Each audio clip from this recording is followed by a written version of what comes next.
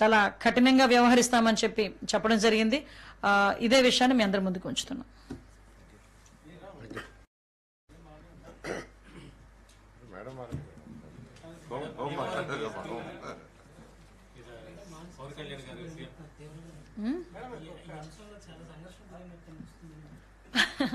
సంఘర్షణ ఏం కాదండి. సంఘర్షణ అంటే మీరు అన్నట్టు సంఘర్షణ అనుకోవాలి. ఒక పక్క నుంచి ఒక ఆడబిడ్డగా ఆలోచన చేయాలి, ఒక పక్క నుంచి ఒక హోమ్ మినిస్టర్గా ఆలోచన చేయాలి, పక్క నుంచి గవర్నమెంట్. ఎందుకంటే ఇప్పుడు సంఘటనలా చూడకుండా దాన్ని కూడా కులాల మధ్యలోనే మతాల మధ్యలోనే ఆపాదించాలని చూడటం ఒక ఎత్తు అయితే, కులాల మధ్యలో చిచ్చు రగల్చాలని చెప్పి ఆలోచన చేసే బ్యాచ్ ఒకవైపు ఉంది. ఇంకొక బ్యాచ్ సోషల్ మీడియాలో రెడీగా ఉందన్నమాట. ఏదో గన్ పట్టుకున్నట్టుగా సోషల్ మీడియాలో నోటికొచ్చినట్టు ఏది పడితే అది మాట్లాడేసి కులాల మధ్యలోని రెచ్చగొట్టడానికి ప్రయత్నం చేసే సందర్భాన్ని కూడా ఈరోజు మనం చూసాం. నేను ప్రతిసారి మాట్లాడుతుంటాను, బాధితులకి క్యాస్ట్ అవసరం లేదు, క్రిమినల్కి క్యాస్ట్ అవసరం లేదు. బాధితుడు ఏ కులంలో పుట్టినా అదే నొప్పి, అదే రక్తం, అదే బాధ. అదేవిధంగా క్రిమినల్ ఎక్కడ ఉన్న ఏ క్యాస్ట్ లో ఉన్నా అదే శిక్ష పడాలి, అలాంటి ఇంకా కఠినమైన శిక్షలు పడాలి. కాబట్టి నేను మళ్ళీ కోరుకునేది ఏంటంటే, ఇటువంటి వ్యవహారాల్లో ఆడబిడ్డ జీవితం మీద కూడా రాజకీయాలు చేసే పరిస్థితులు రాకూడదని మనస్ఫూర్తిగా మాత్రం నేను కోరుతున్నా. ఆ విషయంలో అయితే మాత్రం చిన్న మానసిక సంఘర్షణ నేనే కాదని చాలా మంది పడ్డారు. గవర్నమెంట్ చాలా అద్భుతంగా స్పందించింది, చాలా సంతోషం. అయితే ఈ దానగూడెం కైకలూరు నియోజకవర్గంలో జనసేన నాయకులు ఒక దళిత యువకుని మీద వినాయక నిమజ్జనం సందర్భంగా దాడి చేసి పొట్టలో పొడిచి అదంతా కొంతమంది మీద దాడి కూడా చేయడం జరిగింది. ఆ ఇష్యూలో గవర్నమెంట్ స్పందించలేదు అని చెప్పేసి చాలా పెద్ద ఎత్తున దళిత సంఘాలు ఆందోళన కూడా చేశాయి.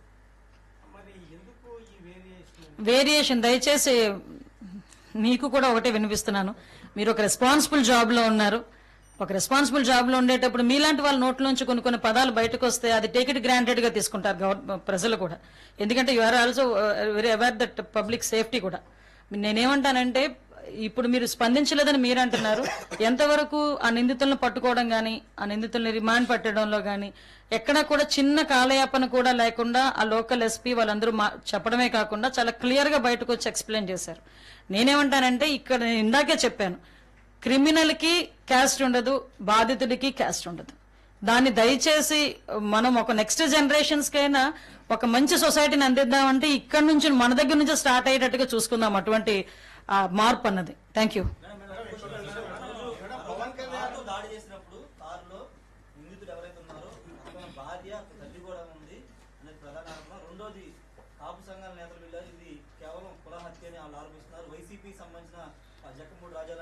కాదండి, కుల హత్య అని మీరు మాట్లాడుతున్నారు, కానీ వాళ్ళిద్దరూ వాళ్ళ భార్య బయటకు వచ్చి ఇది కులానికి సంబంధం లేదు, నా భర్త అతను ఇంతకు ముందు స్నేహితులే, ఆర్థిక లావాదేవీల కారణంగా మమ్మల్ని అలా చంపడం జరిగిందని సాక్షాత్తు వాళ్ళ భార్య చెప్పింది.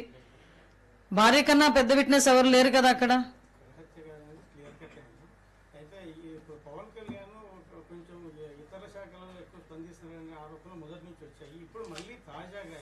ఆయన డిప్యూటీ సీఎం అండి, పవన్ కళ్యాణ్ గారు డిప్యూటీ సీఎం.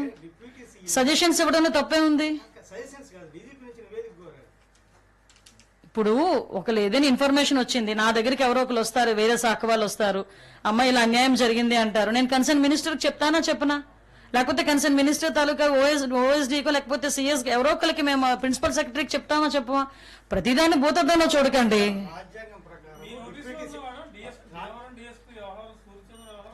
కోఆర్డినేషన్ జరుగుతుంది, డిపార్ట్మెంట్ల మధ్య కోఆర్డినేషన్. విషయం ఏంటంటే, ప్రతి విషయాలు కూడా మా వరకు వస్తాయంటే మా వరకు రాకుండా ఏమి ఉండవు.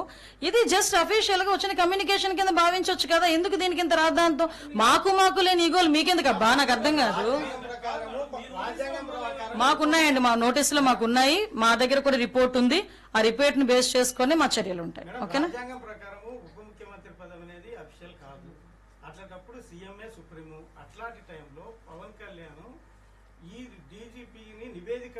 మాది ఎన్డీఏ కూటమండి. మేము ఒక విషయం చెప్పనా, మీ ఇలాంటి క్వశ్చన్స్ లాస్ట్ గవర్నమెంట్ లో సీఎం ని మీరు అడుగుంటే ఈ పొజిషన్ ఉండేది కాదు ఈ రోజు మాకు. అదే కాదు చెప్తున్నా, ఇలాంటి క్వశ్చన్స్ ప్రీవియస్ సీఎం ని మీరు అడుగుంటే, లాస్ట్ సీఎం ని మీరు అడుగుంటే ఇలాంటి పరిస్థితులు ఇప్పుడు సొసైటీ కూడా వచ్చి ఉండేవి కాదు. నేనేమంటానంటే, ఈ రోజు మేము అందరం ఎన్డీఏ కూటమిలో ఏదో రకంగా చిచ్చు పెట్టాలని చూస్తారు. మాకు అండర్స్టాండింగ్ ఉంది, మాకు సమన్వయం ఉంది, శాఖల మధ్యలో సమన్వయం ఉంది. మాకు ఎటువంటి ఇగోస్ లేకుండా మేము పనిచేస్తున్నాం, మా అధికారులు ఎటువంటి ఇగోస్ లేకుండా పనిచేస్తున్నారు.